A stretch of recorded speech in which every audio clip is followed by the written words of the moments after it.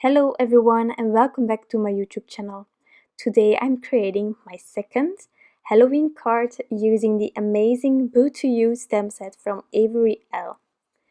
So for today's card I'm using that amazing pumpkin and I'm going to start with stamping this one out onto Neenah using Gina Design Amalgam ink. Today I'm going to do a lot of Copic coloring except for the pumpkin, because I don't own that much of orange shades. So I have an alternative for it that you will see later. But first, to get all my images there and ready and covered, I still don't have the dies. So I need to do one layer cards because fussy cutting isn't my cup of tea. But what I do when I fussy cut is creating masks, and this is an amazing way to keep your stamps used in all different ways, also when you don't have any dies or a machine that cuts them out. For this card I am creating a lot of masks because I need to add the images behind things and then on top of things, and yeah. So I'm first making the mask for my pumpkin, and I'm being really careful when cutting this out because I'm going to use the negatives of this mask as well to color in my pumpkin. So I'm just taking my time to go over the lines really smoothly with my scissors. I don't want any rough edges or places where I needed to go over again because I didn't cut on top of the lines.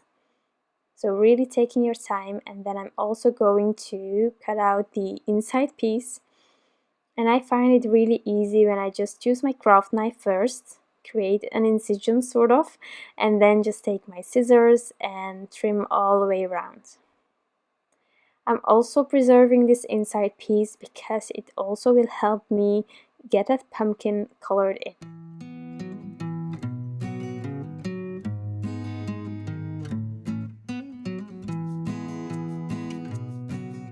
So now I can add I will call it the positive of this mask because it's the same when you are die cutting stuff.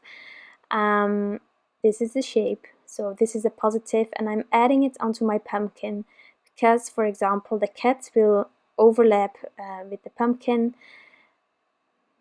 so therefore I need to cover it. And then I need some masks for my critters because I also am going to stamp out the grounding that is included in the stamp set. I did reserve the mask from the cat from my previous card that I created, but the dog I didn't have. So I'm creating that mask. And because I need it for the grounding, I only need to fussy cut the bottom of the dog. So that's already handy.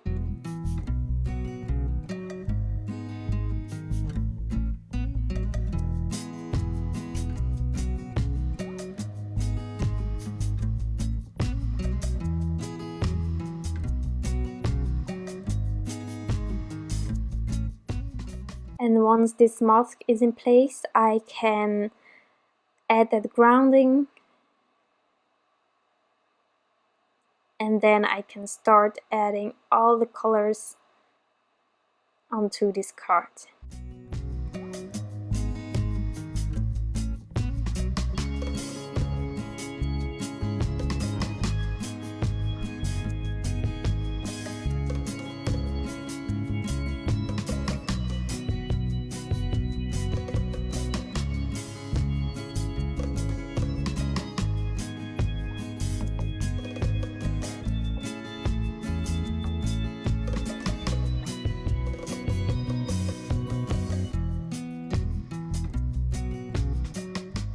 So now my panel is ready. I can peel off all the masks and you will see what the idea behind all the masking is.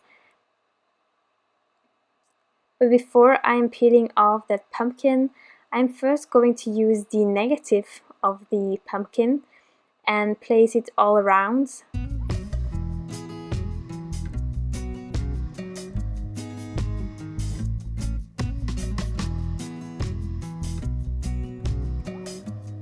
So as I told you in the beginning, I don't have a lot of orange markers, so just for the colors that I wanted to represent, I had some perfect distress inks for this that I wanted to use, but therefore you need some masking.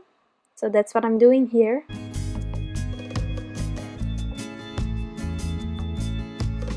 So I'm peeling off the positive, and then I also have to add the inside piece, and then I can just ink up the pumpkin.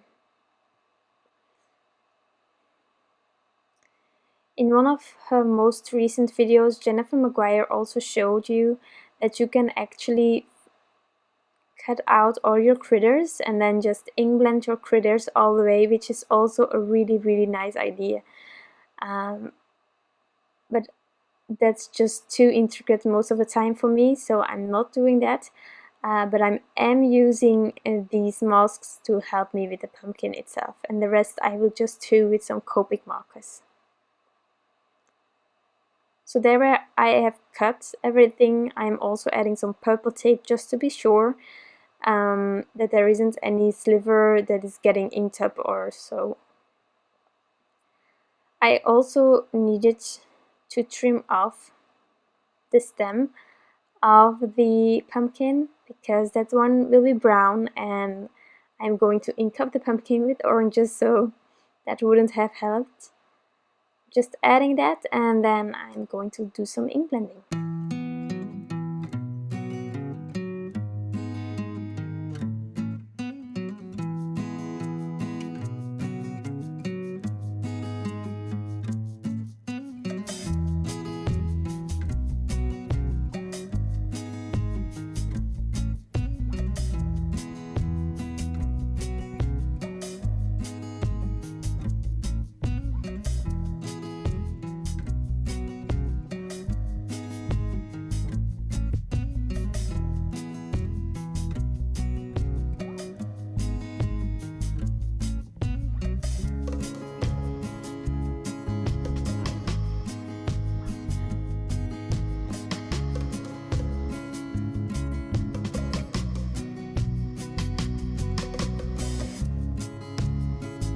With all the blending done, I am now removing all the masks that I have added, and I just really love seeing how everything is this crisp and the colors are just fabulous. I love the depth created with the shadowing on the blending. And then I can add color to all the other items, so there will be a bit of Copic coloring also on the sky behind the critters inside of the pumpkin. There is some Copic marker coloring going on.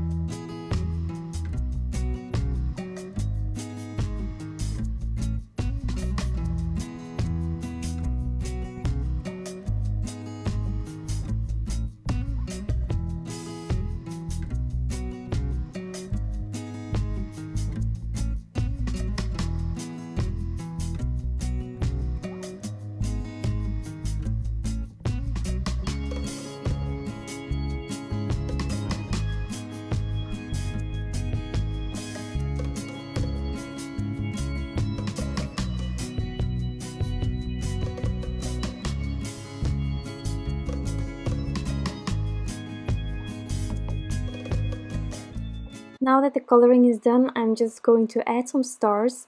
I'm not going to use any white embossing powder, but I have this amazing glow-in-the-dark embossing powder from Wow, and I am just going to use that one onto my stars, so when the lights are off you will really see these stars shining, and I just really love that. So I will also dim the lights that I'm using while I'm making cards, so that you can see the effects without the lights. So I'm adding these stars onto an acrylic block, and I'm not that good in just stamping free-handed. Some people can do that, and I'm just amazed each time that I see people do it. But I really can't. For those small things like the stars, I sometimes try, and it worked out fine this time. But I'm not always this lucky. So if I can avoid this, I most of the time do that.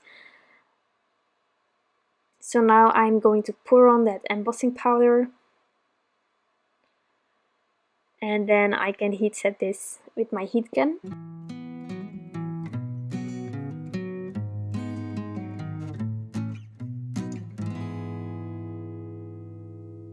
When the stars are just there in lights and stuff, you actually don't see them that hard, I think. It's really softly in the back, but then when the lights are off, yeah, they just really shine. So I'm melting the embossing powder, and now I'm going to show you how it looks like in the dark. So like this. How amazing. Did you see the jar on the left top? It always amazes me when I keep that jar on my desk and I leave the room and I just dim all the lights. Then there is like something in the corner of my eye really shining, and I'm always surprised by the jar. But maybe that's just me. But I really think that glow in the dark it's something magical, you know. So it fits a Halloween card perfectly. That's just my opinion. So here I'm using some Scotch 3M foam tape because I did some heat embossing. My panel is a bit warped, and you can also lay it in between thick books or anything like that, or underneath something heavy. But I didn't want to wait, so I'm just using some foam tape, and it also helps flattening everything out, and then this card is finished. So I really enjoyed making this card. I'm still amazed by this gorgeous stamp set, and I hope you enjoyed this card as well. If you did, please give this video a thumbs up. I would truly appreciate it, and I hope to see you back next time. Bye!